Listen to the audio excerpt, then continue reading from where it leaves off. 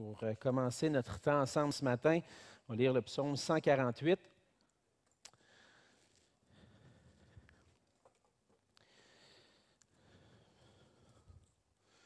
Psaume 148. Louez l'Éternel. Louez l'Éternel du haut des cieux. Louez-le dans les lieux élevés. Louez-le, vous tous ses anges. Louez-le, vous toutes ses armées. Louez-le, soleil et lune. Louez-le, vous toutes étoiles lumineuses. Louez-le, cieux des cieux. Vous, ô qui êtes au-dessus des cieux. Qu'il loue le nom de l'Éternel, car il a commandé et ils ont été créés. Il les a affermis pour toujours et à perpétuité. Il a donné des lois et il ne les violera point. L'Éternel du bas de la terre, monstres marins et vous tous abîmes, feu et grêle, neige et brouillard, vent impétueux qui exécutait ses ordres, montagnes et toutes les collines, arbres fruitiers et tous les cèdres, animaux et tout le bétail, reptiles et oiseaux ailés, rois de la terre et tous les peuples, princes et tous les juges de la terre, jeunes hommes et jeunes filles, vieillards et enfants, qu'ils louent le nom de l'Éternel, car son nom seul est élevé. Sa majesté est au-dessus de la terre et des cieux. Il a relevé la force de son peuple, sujet de louange pour tous ses fidèles, pour les enfants d'Israël, du peuple qui est près de lui. Louez l'Éternel. Ce passage, encore une fois, nous rappelle la grandeur de notre Dieu, combien il est digne d'être adoré, combien il est digne de louange. Et une des raisons pour cela qu'on voit à travers le passage et que Dieu demande même la louange de toute sa création, même des êtres ou des objets qui semblent inanimés, comme le soleil et la lune et les étoiles. Dieu demande la louange de leur part. Et c'est intéressant lorsqu'on se met à réfléchir à ça. Comment est-ce que ces objets-là peuvent louer Dieu s'ils sont inanimés? Mais je pense qu'on a une réponse lorsqu'on voit que c'est lui qui a créé toutes ces choses. C'est lui qui est le créateur. Et pour sa gloire, ces objets-là ont été créés. Et même, au début, on commence avec les objets inanimés, les choses qui sont au ciel. Et plus le passage avance, on en arrive à l'être humain.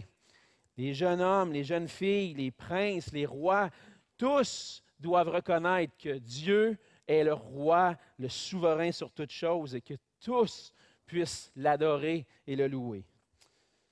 Et si on vient ensemble ce matin, encore une fois, c'est pour reconnaître la grandeur de notre Dieu, reconnaître sa majesté, reconnaître comment il est digne de louange. Et on veut plonger nos regards dans sa parole et on va voir un peu le récit de la création. C'est pour ça que j'ai choisi ce psaume-là, pour réaliser combien Dieu est grand et combien nous lui devons toute l'adoration.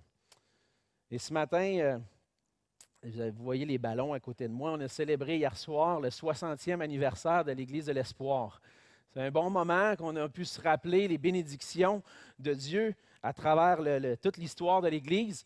Et puis, une des choses que je retiens de cette soirée-là, c'est combien les pasteurs qui ont précédé, M. Beau, le fondateur, ceux qui ont suivi, il y avait à cœur d'apporter l'Évangile et que la parole de Dieu soit enseignée.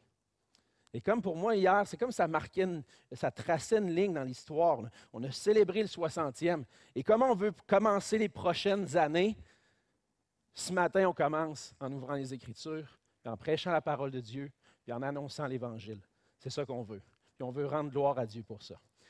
Sans plus tarder, on va se couvrir dans un mot de prière, puis on va plonger dans notre leçon. Seigneur notre Dieu, on veut te rendre toute la gloire. Tu es digne de recevoir l'honneur, la gloire de toute ta création. Et Seigneur, tu nous as créés. Nous sommes ton ouvrage. Et non seulement tu nous as créés, tu nous as formés, tu as formé notre corps, mais tu as formé tu nous as formés depuis le sein de notre mère, mais tu nous as aussi créés à nouveau en Jésus-Christ, ton Fils. Pour qu'on puisse, nous qui étions des pécheurs, des ennemis, des gens qui marchaient loin de toi, que nous puissions se tourner vers toi, reconnaître ta souveraineté et combien en Jésus-Christ tu nous as aimés et que le pardon se trouve en toi. Tu es notre Sauveur, tu es notre Dieu. Tu es celui qui mérite toute la gloire et l'adoration. Et ce matin, on veut se présenter devant toi et te louer pour tout ce que tu as fait à travers l'histoire de cette Église jusqu'à maintenant. Merci pour ces hommes et leurs épouses et tous ceux qui ont passé à travers l'Église, qui ont été membres ici, qui ont été membres sur le conseil et qui ont eu à cœur de prêcher ta parole et ton évangile. Merci pour le ministère et tous ceux qui sont venus à toi à travers ce ministère-là. Et Seigneur, ce matin, on veut s'engager à nouveau en regardant vers ces modèles qui nous ont précédés, en fixant les regards sur toi, puis en voulant, Seigneur, continuer cette œuvre que tu nous appelles à faire. Et ce matin, Seigneur, que notre temps ensemble dans ta parole puisse nous guider, nous éclairer. Et équipe-nous, Seigneur, pour qu'on puisse mieux te connaître, mieux te comprendre ta parole et à travers cela, mieux te connaître et s'approcher de toi. Que ce ne soit pas seulement des connaissances intellectuelles, Seigneur, mais que ça puisse les vérités de ta parole puissent descendre tout au fond de nos cœurs pour que de tous nos cœurs, on puisse te célébrer, t'adorer, toi, le seul vrai Dieu. Bénis notre temps ensemble et c'est dans le nom précieux de Jésus, ton Fils, qu'on te prie. Amen. Amen. Donc, la semaine passée, on s'est laissé un peu au milieu de la leçon 2. On a eu l'occasion de commencer, de voir un peu ensemble l'ensemble du message de la Bible. Ce qu'on essaie de faire en termes théologiques, c'est une théologie biblique, d'essayer de comprendre l'ensemble de la révélation de Dieu pour en arriver, après ça, lorsqu'on arrive dans les parties, être en mesure de mieux les interpréter parce qu'ils se connectent à l'ensemble. Ils contribuent au message de l'ensemble. Et on a vu qu'on a établi, ou plutôt proposé, que le message de l'ensemble de l'Écriture, c'était l'établissement du royaume de Dieu, des cieux vers la terre, de la création, la nouvelle création, par le plan rédempteur accompli en Jésus-Christ, et tout ça pour la gloire de Dieu. Et ensuite de ça, on a vu que dans l'Ancien Testament, Dieu se révèle plus particulièrement, révèle son plan rédempteur, commence à révéler son plan rédempteur, plus particulièrement en établissant une alliance avec Israël. Et à travers cette alliance-là, à travers cette relation qu'il établit avec Israël, Dieu commence à révéler tranquillement son plan rédempteur et pointe ultimement vers la personne de Jésus-Christ et vers le salut que Dieu a prévu dans l'accomplissement de ce que Jésus a fait à la croix, par sa résurrection, par son ascension et sa session à la droite de Dieu. Et puis, on a survolé un peu l'Ancien Testament, on a parlé des 4 grandes sections, et puis qu'on trouve le Pentateuque, les 5 premiers livres, les livres historiques, les livres poétiques et les livres prophétiques, comme on le voit dans notre canon des Écritures, dans les versions du canon qu'on a. Et puis, il y a eu des questions concernant un peu comment ça s'est formé, ça, le canon des Écritures, et en relation avec le canon juif qu'on appelle la Tanakh. J'avais sauté cette leçon-là, puis là, à cause du temps, il nous manque un peu de temps de cette session. Il aurait peut-être fallu un dimanche de plus pour pouvoir le faire. Mais je vous ai fourni ce matin, les notes sont en arrière, je les ai envoyées par courriel, un peu un survol. Ce n'est pas dans les détails. C'est sûr que si vous voulez comprendre davantage, peut-être je pourrais vous suggérer des lectures qui vont un peu plus loin sur la critique textuelle et toutes ces choses-là. Si ça vous intéresse, venez me voir, ça va me faire plaisir de vous le partager. Mais cette leçon-là, là, en quelques pages, vous donne une idée un peu de comment ça s'est formé et puis comment on est arrivé à voir les Écritures de l'Ancien Testament avec nous. Et là, on était rendu à cette étape dans notre introduction, si je peux dire, à l'Ancien Testament, c'est des règles d'interprétation. Comment on doit interpréter l'Ancien Testament? De quelle façon, lorsque j'ouvre les Écritures, c'est quoi les outils ou la façon dont je dois aborder ce texte-là? Et puis, c'est sûr que la raison pour laquelle j'apporte ça et l'importance de discuter de ce sujet-là, c'est que à travers l'histoire de l'Église, il y a eu, à travers l'histoire de l'Église, à travers l'histoire tout court, des courants philosophiques qui ont émergé, entre autres avec le siècle des Lumières, au 18e siècle, des hommes qui ont vécu avant, comme Descartes, etc.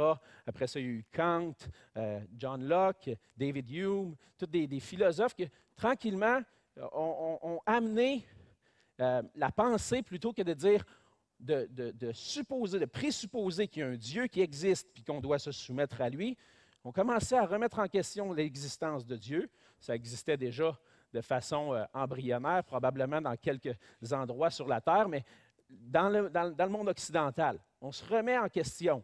Et puis, on commence à élever la raison de l'homme au-dessus des Écritures et de la pensée d'un Dieu qui existe. Et la raison commence à juger et dire, lorsque je prends l'interprétation, lorsque je lis les Écritures, il me semble que ça ne fait pas du sens scientifiquement. Ou selon ma raison, je n'arrive pas à comprendre ça. Donc, c'est à prendre à la légère, cette partie-là des Écritures. Jésus marche sur l'eau, il transforme l'eau en vin. On le sait que ça ne se peut pas qu'un homme qui vient sur la terre puisse faire ça. Scientifiquement, on ne peut pas prouver ça. Et Jésus, lorsque, évidemment, on écarte l'idée qu'il pouvait être le Fils de Dieu, on remet en question tout ce qu'il a fait finalement, et tout ce qu'il a accompli. Et puis, tranquillement, pour employer l'image d'un pasteur, on s'est mis à déchirer la Bible et dit, ça, c'est pas bon, puis ça, c'est pas bon, puis on va essayer de voir à travers tout ça, c'est quoi qui est vrai, c'est quoi qui est scientifique. Et qu'est-ce qui est arrivé? C'est qu'on a élevé la raison au-dessus de la révélation. Et là, ce qu'on veut faire, c'est dire, si je veux bien comprendre, je ne dois pas élever ma raison. Oui, on utilise notre raison pour essayer de comprendre les Écritures. On n'a pas le choix. Dieu nous a donné l'intelligence, puis il nous a demandé de l'aimer avec notre intelligence aussi. Et on doit s'approcher de la parole de Dieu avec notre intelligence, mais en reconnaissant que Dieu est là et qu'on est soumis à lui et à sa révélation. Alors, comment maintenant j'interprète les Écritures avec cette présupposition-là que je n'ai pas le choix d'aborder, de dire Dieu existe et je dois me soumettre à lui. Comment on interprète les Écritures? Et si je pose la question, on va se donner certaines règles. Mais c'est qui a inventé ces règles-là pour interpréter l'Ancien Testament? Qui est venu à établir ça? Est-ce que c'est les hommes? Comment ça en est arrivé? Si je vous lance la question, peut-être pour discuter un petit peu, d'où, d'après vous, ça vient les règles pour interpréter l'Ancien Testament? Oui, Camille.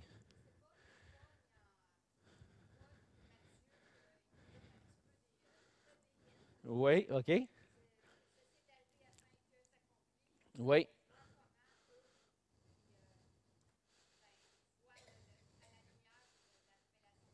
Oui. Oui, OK. Donc, je répète ta réponse, c'est que Camille dit, à la lumière de ce qu'on voit dans le Nouveau Testament, que par exemple, Matthieu va mentionner, il va faire référence à l'Ancien Testament, et voici l'accomplissement de tel texte, où Paul va employer l'Ancien Testament aussi pour expliquer certaines choses. Et donc, grosso modo, on voit déjà des règles un peu apparaître à travers le texte du Nouveau Testament. Hein, c'est ça.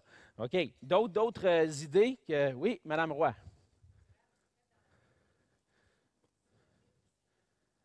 OK. Oui. OK. Donc, Mme Roy dit c'est la Bible s'interprète par elle-même. Donc, on peut dire qu'on regarde les passages, puis des fois, on peut comprendre un passage mieux à la lumière d'un autre. S'il y a quelque chose qui n'est pas clair, quelque chose qui est dit de façon qui. Oups, il me manque peut-être des outils pour comprendre, des éléments pour comprendre l'idée qui est véhiculée, bien, je peux aller voir ailleurs dans les Écritures si le même thème ou le même sujet n'est pas abordé d'une autre façon, d'un autre angle, d'une autre perspective. Ça me donne des outils pour éclairer ce passage-là. Excellent, excellent. On interprète les Écritures avec les Écritures. Les apôtres, entre autres, les auteurs du Nouveau Testament nous donnent des idées. Oui, Carmen.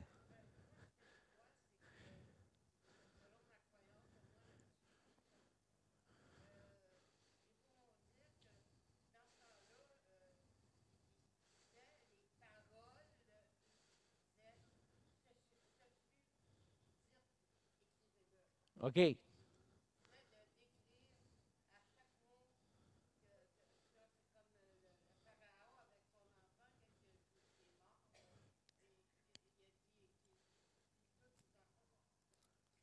Oui, OK. Oui, oui, oui.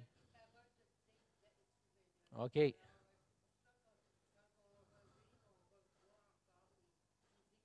Les Écritures, c'est ça, oui. Fait que dans le sens, Carmen nous rappelle que dans le fond, les Écritures qu'on a, à certains moments, Dieu nous l'a demandé hein, au prophète de dire écris-le, écris-le. Puis dans un sens, on reconnaît que ça vient de Dieu de cette façon-là. Oui, Monsieur Lapointe.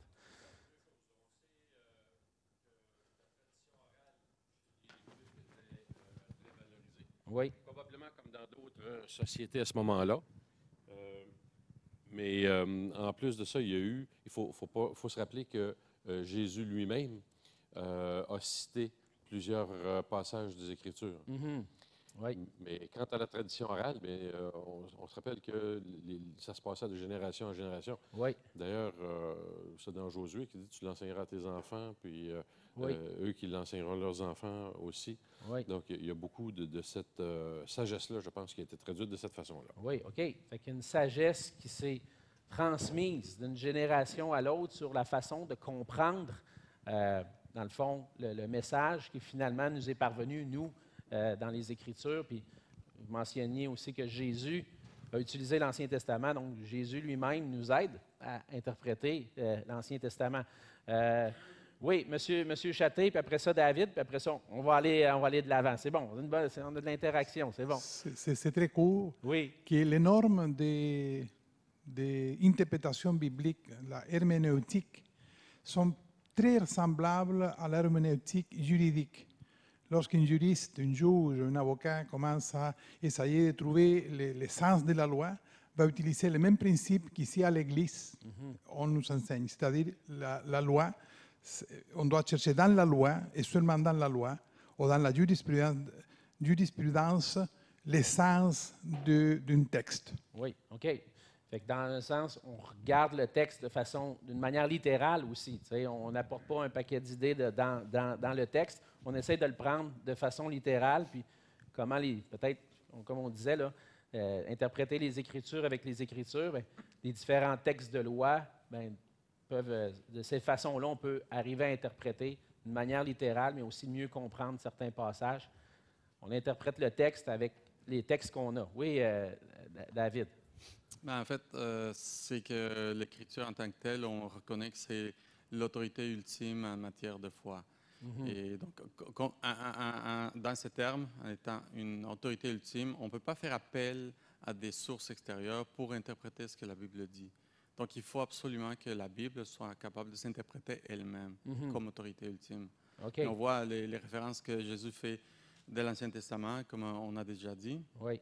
Puis surtout quand la Bible dit qu'elle est inspirée de Dieu. Donc, toute l'Écriture est inspirée du même Dieu. Oui. Fait que les Écritures s'interprètent par elles-mêmes.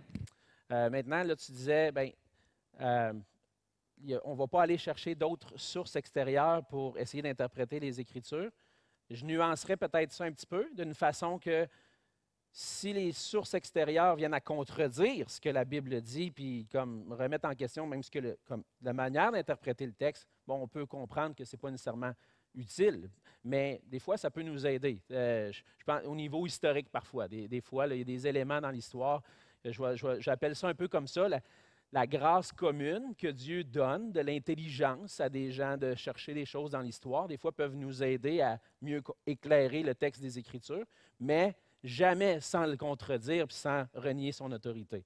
C'est bon? C'est bon. Fait que, on interprète le texte par lui-même, mais des fois, les choses extérieures, la révélation générale, la grâce commune, l'intelligence, on voit que Dieu donne l'intelligence aux hommes, bien, des fois, ça peut nous aider à le comprendre, mais ça ne viendra jamais prendre la place de l'autorité des Écritures.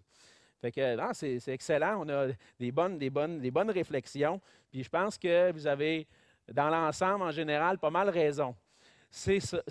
Qui nous a donné les règles? Bien, je pense que c'est Jésus puis les apôtres à travers le Nouveau Testament. Premièrement, si je veux comprendre comment j'interprète l'Ancien Testament, mais je regarde comment Jésus et les apôtres, les Écritures, l'inspiration de Dieu par l'Esprit, bien, nous éclairent sur ce que l'Ancien Testament enseigne.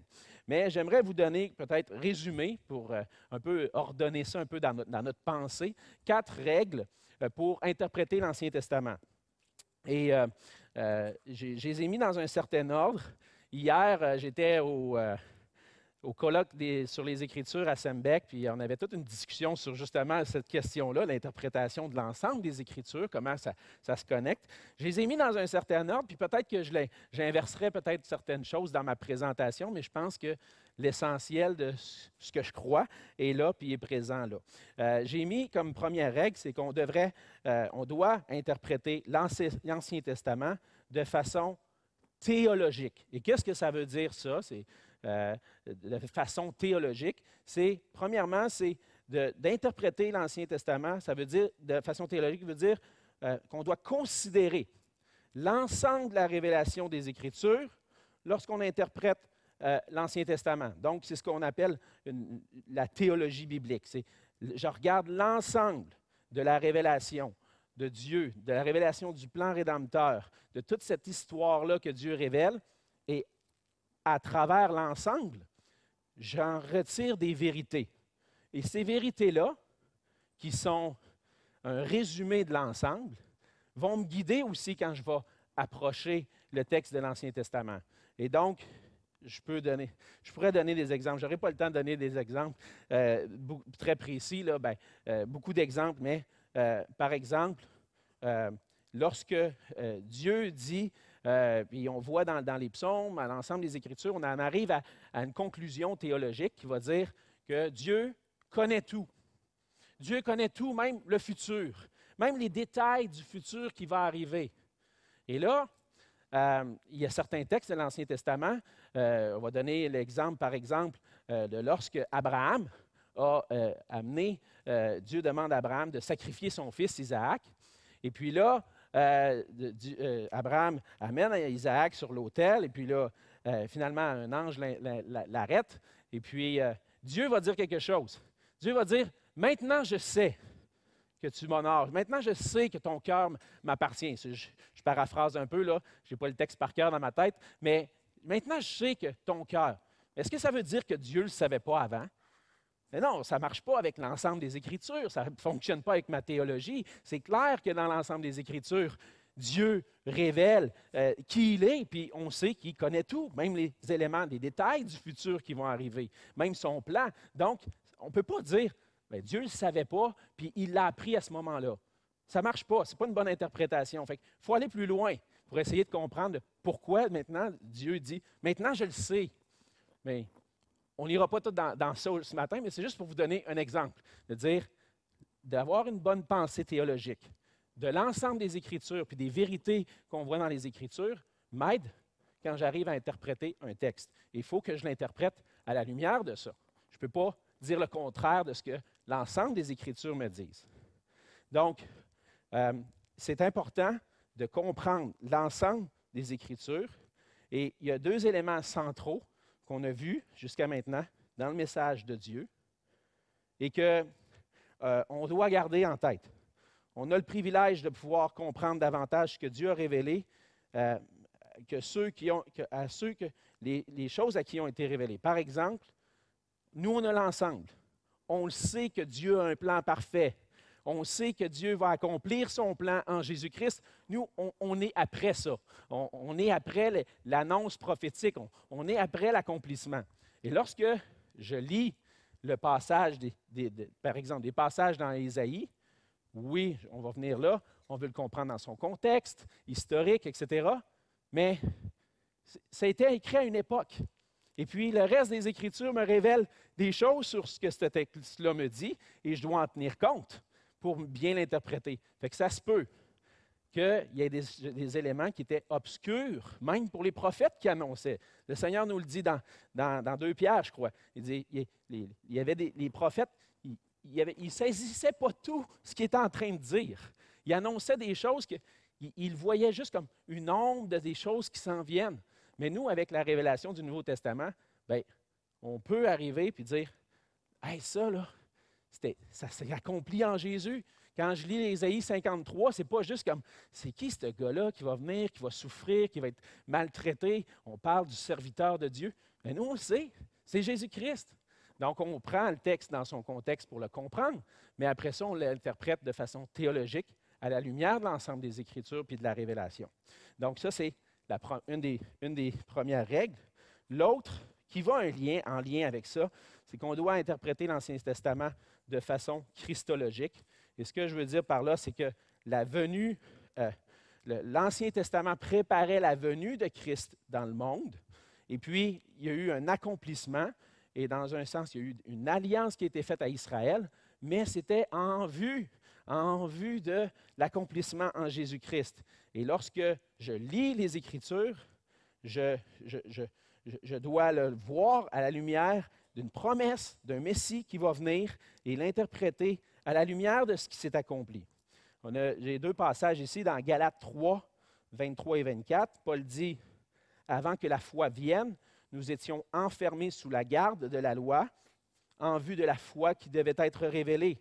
Ainsi, la loi a été comme un précepteur pour nous conduire à Christ, afin que nous soyons justifiés par la foi. » Donc, la seule idée que je veux retirer de ce passage-là, c'est la loi était là pour nous amener ou nous conduire vers Christ, pour nous amener à Christ, pour nous révéler davantage qu'est-ce qui allait s'accomplir en Jésus-Christ. Et lorsqu'on parle de la loi, on parle de l'ensemble de l'Écriture dans l'Ancien Testament aussi. On le voit que Jésus, même dans Luc 24, a dit lui-même, il a interprété lui-même l'Ancien Testament de façon christologique. Alors, on le voit dans le verset 25 à 27 et 44 de Luc 24. Alors, Jésus leur dit, « Ô homme sans intelligence et dont le cœur est lent à croire tout ce qu'ont dit les prophètes, ne fallait-il pas que le Christ souffre ces choses et qu'il entre dans sa gloire? Et commençant par Moïse et par tous les prophètes, il leur expliqua toutes les Écritures, dans toutes les Écritures ce qui le concernait. » Jésus interprète l'Ancien Testament à la lumière de ce qui est venu accomplir. Puis il leur dit, verset 44, « C'est là que ce que je vous disais lorsque j'étais encore avec vous, qu'il fallait que s'accomplisse tout ce qui est écrit de moi dans la loi de Moïse, dans les prophètes et dans les psaumes. » Donc la loi de Moïse, les prophètes, les psaumes, on a parlé, ça couvre l'Ancien Testament au complet. Qu'est-ce que ça dit? Jésus est en train de dire, ça parle de moi. Et voici comment on l'interprète. Vous pouvez l'interpréter maintenant. Ça a été annoncé d'avance, puis je l'ai accompli. Regardez comment on comprend tout ce qui s'est dit avant, puis tout ce que les prophètes ont annoncé. Donc, un élément, c'est de garder en tête que l'Ancien Testament nous révèle des choses, pas toujours toutes claires, mais qui sont accomplies en Jésus-Christ et que maintenant on peut mieux comprendre. Le troisième point, c'est qu'on doit interpréter l'Ancien Testament de façon typologique. Et typologique, ça vient du mot type. Et le mot type, typos, en grec, veut dire image. C'est comme si dans l'Ancien Testament, j'ai des images de choses qui vont arriver plus tard. Et souvent, les types dans les Écritures de l'Ancien Testament, c'est des choses qui représentent quelque chose de plus grand qui va venir encore. Et donc, par exemple, je vais vous donner l'exemple d'un type qu'on voit dans l'Ancien Testament. Un type, c'est le repos dans la terre promise. Puis Hébreu va l'Épître aux Hébreux, les chapitres 3 et 4 parlent de ça. Ils vont nous faire réaliser que le repos dans la terre promise pointait vers un repos encore plus grand et que c'est le repos spirituel en Jésus-Christ et qui n'est pas encore entièrement accompli, qui est accompli pour nous spirituellement, mais qui va venir encore plus grand au retour de Christ. Et donc, un type, ce que Dieu a fait à travers Israël, qu'il l'a amené dans une terre promise où il voulait les bénir lorsqu'ils marchaient avec lui, c'était juste une ombre, c'était juste une image de quelque chose de plus grand qui allait venir encore. Et à travers l'Ancien Testament, on a plusieurs éléments comme ça, qu'on appelle des types, des images, qui nous pointent vers des réalités en Jésus-Christ. Tout le système sacrificiel est un type de Jésus-Christ. La sortie de l'Égypte et l'entrée dans la terre promise, une libération de l'esclavage du péché par Christ à la croix. Vous voyez tous les éléments, il y a plein d'éléments qui nous pointent vers Jésus-Christ et on doit l'interpréter de cette façon-là. Donc, il faut pas oublier qu'il y a des éléments d'image dans les Écritures. Vous pouvez noter Hébreux 8.5 et Hébreux 10.1. Je n'aurai pas le temps d'aller les lire, mais c'est des éléments où on voit qu'il y avait une image de choses plus grandes qui s'en venaient. Et finalement, probablement cette règle-là, je l'aurais mis en premier. Mais c'est correct, j'y arrive. On doit interpréter l'Ancien Testament de façon historique et grammaticale. Et dans le fond, on peut dire grammatico-historique ou de façon littérale. Hier, Gilles Despins employait le terme littéral, grammatical, historique. L'idée là-dedans, c'est de dire, je dois chercher à comprendre ce que le texte dit dans les mots, qu'est-ce qu'ils veulent dire. Avant de connecter tout ça à une théologie de l'ensemble des Écritures, mais je vais essayer de comprendre ce que le texte dit lui-même dans son contexte. Et donc, on va chercher à mieux comprendre ce que le texte dit, qu'est-ce qu'il disait aux personnes à cette époque-là et dans un contexte bien précis. Donc, oui.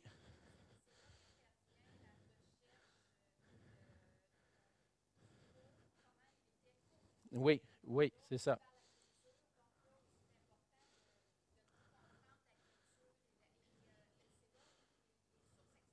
Oui. Oui.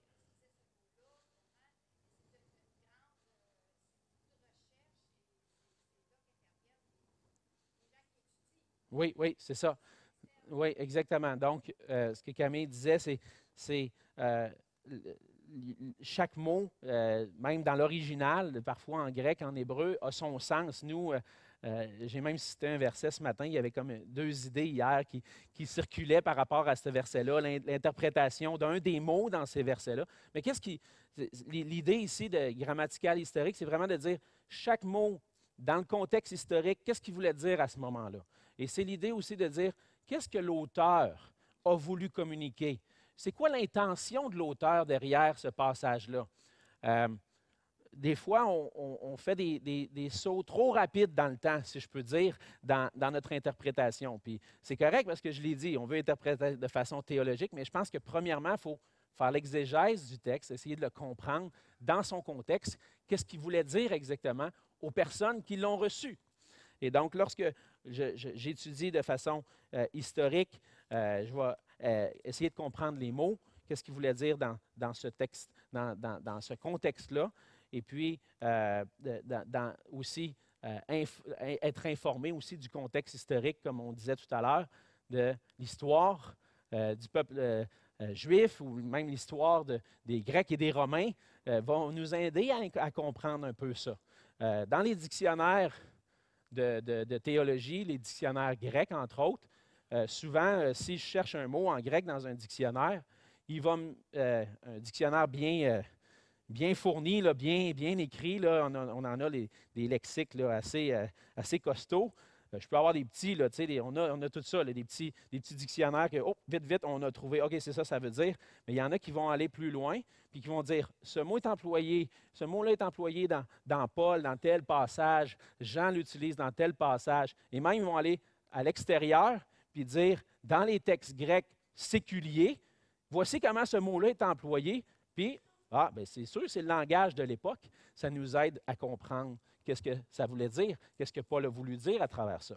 Donc, ça c'est important. Puis je pense qu'avant même, c'est pour ça que je dis, je l'aurais probablement mis cette façon d'interpréter en premier, parce que je pense qu'il faut comprendre le texte, premièrement dans son contexte, qu'est-ce que les mots veulent dire, la structure littéraire, où ils se trouvent dans le contexte littéraire, et puis après ça, on peut faire des connexions théologiques, christologiques, typologiques, qui nous aident à comprendre. Donc, c'était un peu technique, mais je pense que c'est des outils, quand même, de base qui nous aident à approcher le texte de l'Ancien Testament et qu'on peut mieux comprendre. Donc, ceci dit, on va avancer avec la leçon 3. Il ne reste pas tant de temps que ça, mais je vais quand même avancer pour ne pas trop prendre de retard. Et puis, on va commencer maintenant le survol, à proprement dit, de chacun des livres de l'Ancien Testament. Et on va commencer avec la Genèse, évidemment. Donc, vous avez dans vos notes, vous avez vos notes et on va faire ce qu'on appelle une introduction. Ce que je compte faire pour chacun des livres, c'est donner une introduction, donner l'idée de l'ensemble du livre.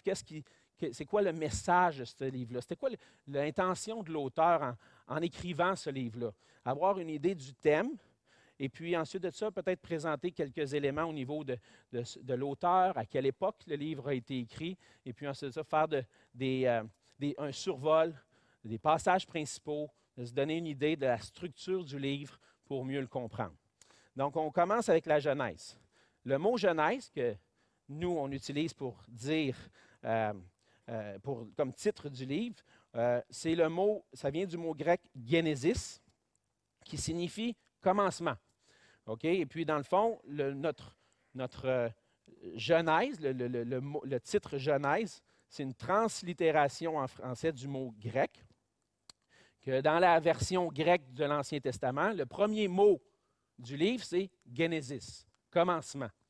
Et donc, on a, en français, fait une translittération, puis on a appelé le livre la Genèse.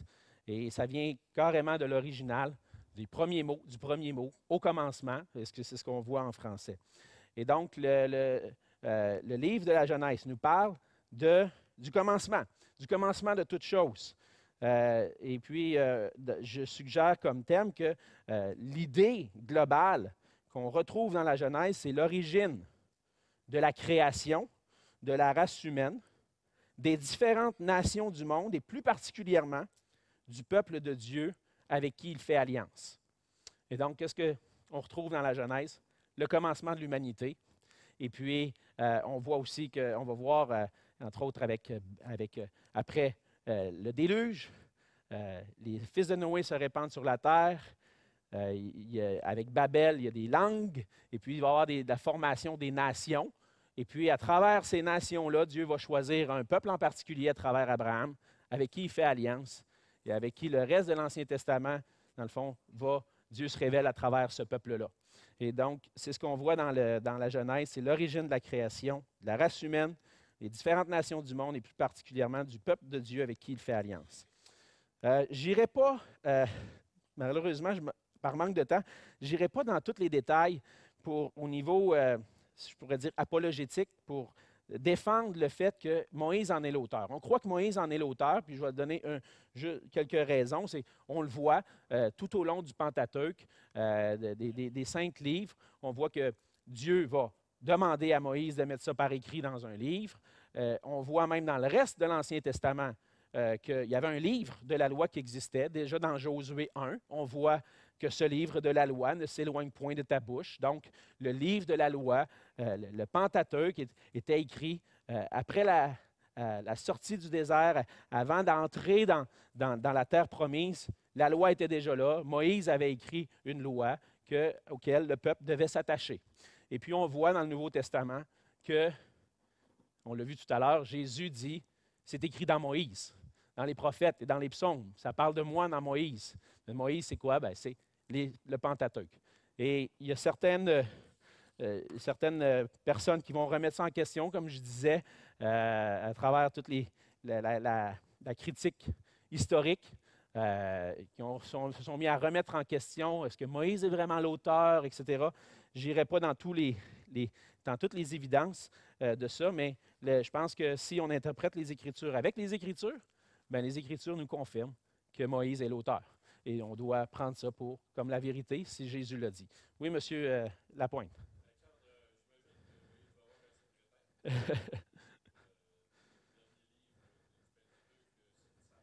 Oui, oui. Oui.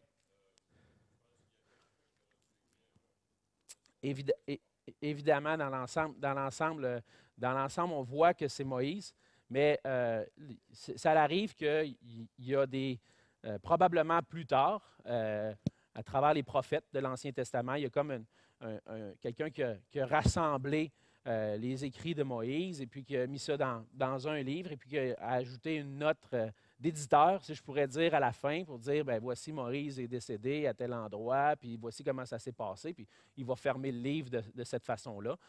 Mais c'est dans un sens, le contenu vient de Moïse. Et puis, il y a peut-être un éditeur qui a pris ça, puis a rajouté un élément à la fin juste pour comme clore l'époque de Moïse. Puis ça, je serais prêt à dire justement, là, c'est pas Moïse qui a écrit cette section-là à la fin, mais dans l'ensemble, on peut dire que Moïse est l'auteur du Pentateuque.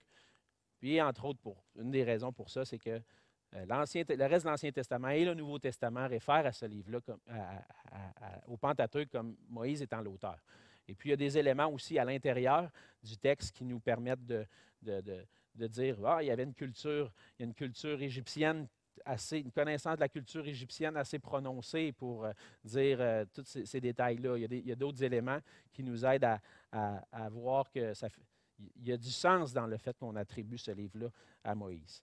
Donc, comme je le disais, le livre a été écrit fort probablement entre 1446, là, on va commencer à mettre des dates, là, 1446 et 1406 avant Jésus-Christ, et c'est la période de la sortie d'Égypte. Évidemment, on est le mont Sinaï, etc. Le peuple erre dans le désert pendant 40 ans, donc à peu près entre 1446 et 1406 avant Jésus. Dans le fond, Moïse aurait écrit ce livre-là avant la conquête de la terre promise, qui commence en 1406. Donc, on place ça à cet endroit-là. Dans la structure du livre, ce qu'on voit, c'est 5 grands éléments. Évidemment, Genèse 1 à 11 forment vraiment une introduction aux origines. Genèse 1 à 11 couvre la création jusqu'à la tour de Babel. Et on voit la création, la chute et ses conséquences, le déluge, un nouveau commencement après le déluge, et puis la tour de Babel qui nous rappelle que l'homme cherche à prendre la place de Dieu, qu'il veut avoir le contrôle sur sa propre vie. Et donc, on voit cette origine-là. Et puis, ensuite de ça, on voit l'alliance qui commence, et je pourrais dire cette grande section de Genèse 12 à 50, c'est l'alliance, mais plus spécifiquement avec Abraham, dans les chapitres 12 à 25, Isaac, dans les chapitres 25 à 26, Jacob, les chapitres 27 à 37, et puis Joseph, les chapitres 37 à 50, Isaac, Jacob et Joseph étant des descendants d'Abraham. Et donc, on voit ces grandes sections-là, et on voit le livre de la Genèse comme l'histoire, dans un sens, d'Israël, des origines, jusqu'à ce que le peuple s'établisse en Égypte. Dans le fond, la famille de Jacob s'établit en Égypte. Si on commence un petit peu avec les éléments principaux qu'on voit dans la Genèse, évidemment, je pense que s'il y a des chapitres les plus importants dans les Écritures pour nous aider à comprendre le reste des Écritures, c'est Genèse 1 et 2 avec la création et Genèse 3 avec le récit de la chute. Si je n'ai pas ces deux éléments-là, qui sont fondateurs pour comprendre l'humanité, le peuple d'Israël, le péché dans l'humanité et l'œuvre que Christ va venir accomplir, si je n'ai pas Genèse 3, Christ, pourquoi il vient? Avec Genèse 1 et 2, évidemment, j'arrive à comprendre que Dieu, c'est lui qui a créé toutes choses. C'est lui qui est l'auteur de toutes choses et à lui, je dois révérence. Et quand je désobéis à sa loi, bien, je tombe séparé de lui et je deviens un ennemi de lui. Et donc, là, il y a une nécessité d'un plan rédempteur qui va commencer ensuite et qui va être révélé par la suite. Donc, Genèse 1 et 2, très important. Et je vais prendre un certain temps pour parler un peu du récit de la création. Comme je dis, on fait un survol. Je ne vais pas toujours aller dans les détails, mais je veux mentionner des points importants pour nous aider à interpréter le reste après. Et puis, ça commence avec Genèse 1 et 2. Genèse 1, les versets 1 et 2. Au commencement, Dieu créa les cieux et la terre. Au commencement. Et donc, déjà avec ces mots, je vois au commencement, Dieu.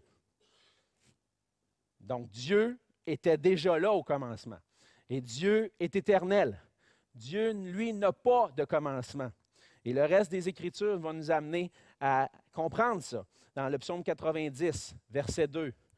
« Avant que les montagnes soient nées et que tu aies créé la terre et le monde, D'éternité en éternité, tu es Dieu. Donc, avant même que tu crées le monde, avant même que Dieu crée et décide de dire, de créer, je vais créer un cieux et une terre, les cieux et une terre, Dieu était déjà là. Dieu était présent parce que Dieu est éternel. Et on le voit déjà dans le récit de la création, si on s'arrête au commencement, Dieu, il y a eu un commencement, Dieu a créé, mais Dieu était déjà là, Dieu était déjà présent et Dieu est éternel. Dans Psaume 93, 2, ton trône est établi dès les temps anciens et tu existes de toute éternité. Le trône de Dieu. Non seulement Dieu existait, mais Dieu existe comme le roi, le souverain de toutes choses avant même que la création soit faite. Dieu est déjà présent. Et ça nous place déjà dans un contexte pour comprendre les Écritures. Dieu est Dieu, il est souverain, il a contrôle de toutes choses, il existe depuis toute éternité. Et ceux qui vont suivre ensuite et la création qui va suivre ensuite est soumise à ce Dieu-là, dont le trône est établi depuis les temps anciens. Et je pense que déjà, ça nous donne une idée pour nous aider à comprendre le reste. Dans le fond, Dieu a tout créé. On voit dans les chapitres 1, les versets 3 à 25, la création des cieux et de la terre. On voit que Dieu a tout créé, a créé toutes choses par sa parole. Plusieurs versets dans le chapitre 1. Versets 3, 6, 9, 11, 14, 20, 24, 26. Comment les choses sont créées? Dieu dit. Et quand Dieu dit, la chose arrive. Il y a le contrôle. Il n'y a même pas besoin de matière, on va le voir. Il y a le contrôle surtout par sa parole. Il peut créer toute chose. Il n'y a pas besoin de matière existante qui est là pour former quoi que ce soit. Dieu dit et la chose arrive. Que la lumière soit et la lumière fut. Dieu dit, la chose arrive. Parce que Dieu est souverain, il a contrôle sur toute chose. Dieu a créé toute chose à partir de rien. Hébreux 11.3. C'est par la foi que nous reconnaissons que l'univers a été formé par la parole de Dieu, en sorte que ce qu'on voit n'a pas été fait de choses visibles. Tout ce qu'on voit, moi, les arbres, toute la nature autour de moi, ça n'a pas été fait de choses visibles. Et là, si on remet ça en perspective avec toutes les philosophies qui existaient dans le monde grec, tout ça, que même des chrétiens, dans l'histoire de l'Église, ont emprunté de ces idées-là, que le monde matériel vient d'un Dieu, un second Dieu qui était méchant, et puis l'âme vient d'un Dieu qui est bon, et là on commence à faire une dualité, une dichotomie entre l'âme et la matière. Toutes ces choses-là, ça ne fonctionne pas avec ce que les Écritures nous révèlent. Il n'y avait rien avant. Il n'y avait même pas les âmes des êtres humains. Il n'y avait même pas les anges qui existaient, parce qu'il n'y avait rien. Toute chose a été créée par lui et par sa parole à partir de rien. Et ce que ça nous montre, c'est la souveraineté, la majesté et la toute-puissance de notre Dieu. On voit dans les versets 4, 10, 12, 18, 21, 25, 31, Dieu vit, il a vu ce qu'il a vu, c'était bon. Il a vu que ce qu'il avait créé était bon. Et ce que Dieu a créé, toute chose que Dieu a créée est bonne. Et comme je disais, on ne peut pas dire que la matière, c'est mauvais, que mon corps est mauvais. On peut pas, parce que Dieu m'a créé comme ça. Oui, après ça, avec la chute. Bon, là, j'ai un corps avec lequel j'expérimente les effets du péché. Et puis là, il va y avoir quelque chose qui va arriver. Paul, il va espérer comme la délivrance de sa chair parce que ça l'amène à pécher, ça l'amène à toutes sortes de choses. Mais au commencement, tout était bon. Même l'accord, toute chose était bonne. Et donc, on voit à travers ça que Dieu est souverain, Dieu fait toutes choses bonnes, crée toutes choses à partir de rien. Et puis, je vais m'arrêter ici pour aujourd'hui. Avec le temps qui avance, on va poursuivre avec la création de l'homme et de la femme. Ça ne sera pas dimanche prochain, ça va être dimanche dans 2 semaines. Je vous annonce, la semaine prochaine, on prend une pause des cours bibliques en raison de l'Action de grâce. Et puis, donc, on va se revoir dans 2 semaines et on va reprendre à partir de la création de l'homme et de la femme. Des éléments super importants à mentionner, là encore, pour nous aider à comprendre le reste des Écritures.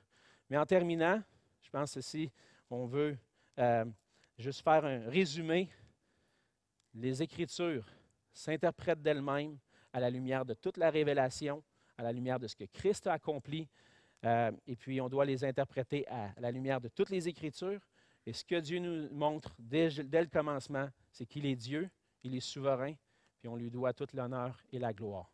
Puis j'espère que ce bref survol, déjà, on peut partir avec cette idée-là. Seigneur, tu m'as créé, puis on a vu dans le psaume 148 au début, tu m'as créé pour que je te loue, pour que je te glorifie. Puis avec un désir renouvelé de Seigneur, je veux servir à ta gloire. En Jésus-Christ, maintenant, c'est possible. Et on veut le louer, le glorifier. On va se courber dans un mot de prière. Seigneur notre Dieu, merci pour ta grâce envers nous. Merci pour le privilège qu'on a d'étudier ta parole. Il y a tellement de choses qu'on voudrait dire. Ta parole est riche. Mais Seigneur, on veut te remercier de t'être révélé à nous, de t'être révélé à nous dans la parole qui est écrite, mais aussi dans la parole de Jésus-Christ qui est venu sur la terre. Et merci parce qu'à travers cette parole, Seigneur, on peut te connaître, toi le seul vrai Dieu, et ton Fils Jésus-Christ, et ainsi avoir la vie éternelle. Seigneur, aide-nous à réaliser que tu es Dieu, que tu es majestueux, que tu es grand, souverain. Aide-nous, Seigneur, des fois dans nos moments plus difficiles, dans nos moments de souffrance, de ne pas oublier ta souveraineté dans nos vies, que tu es présent et que toute chose concourt à notre bien, même si des fois on ne comprend pas toujours ce que tu permets. Aide-nous, Seigneur, à nous approcher de toi, à trouver refuge auprès de toi, puis à vivre pour toi, t'adorer comme tu en es digne. Seigneur, conduis le reste de cette matinée, la célébration, qu'on puisse, cette Église, te louer d'un seul cœur, un cœur renouvelé en toi par Jésus-Christ et te donner toute la gloire dont tu es digne. Et c'est au nom de Jésus que je te prie. Amen.